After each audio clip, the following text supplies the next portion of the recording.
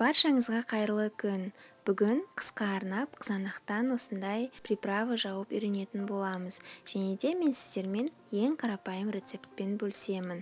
Ол үшін қажетті заттар: қызанақ, болгар бұрышы, сарымсақ, ащы қызыл бұрыш, тұз, күнбағыс майы және де қант. Ең алдымен қызанақтарды осылай ет тартқыштан өткізіп, оны ұсақтап аламыз. Осындай пюре секілді болып езілуі қажет. Содан кейін ыңғайлы етіп кесілген болгар бұрышын алып, оны да ет тартқыштан осылай ұсақтап езіп өткізіп аламыз. Мінекей болгар бұрышы дайын болды.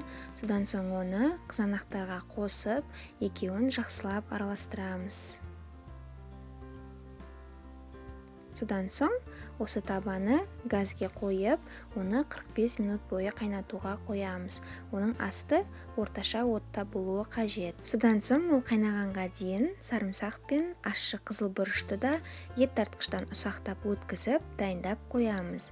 Яғни ең алдымен ет тартқышқа сарымсақты саламыз және де оны осылай ұсақтап езіп өткіземіз. Одан кейін болгар бұрышында салып, оларды да жақсылап ұсақтап езіп дайындап қоямыз. Мінекей болгар бұрышы мен сарымсақ дайын болды. Енді банкілерді стерилиздеп дайындап қоямыз. Ол үшін ең алдымен банкаларға қайнаған ыстық суды құямыз да микротолқынды пешке осылай 2-3 банкадан орналастырып, оны жауып 3-4 минут бойы пеште қыздырамыз.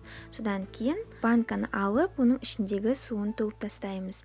Және оған дейін қақпақтарды да стерилиздеп дайындап қоямыз. Ол үшін қайнаған ыстық суға 15 минут бойы осылай қайнатамыз. Банкалар мен қақпақтары дайын, осылай кептіреміз. Оған дейін 45 минут өтті, приправа қайнады.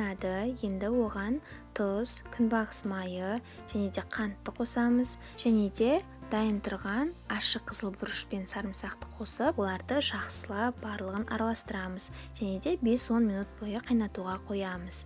Ол қайнағаннан кейін оның астын сөндіріп, суытып аламыз. Суығаннан кейін барып, осылай стерилизденіп тазарып тұрған банкаларға приправаны құямыз. Яғни приправаны құйған кезде қатты ыстық болмауы қажет, жылы болса болады. Осылай барлық банканы орналастырып дайындап аламыз.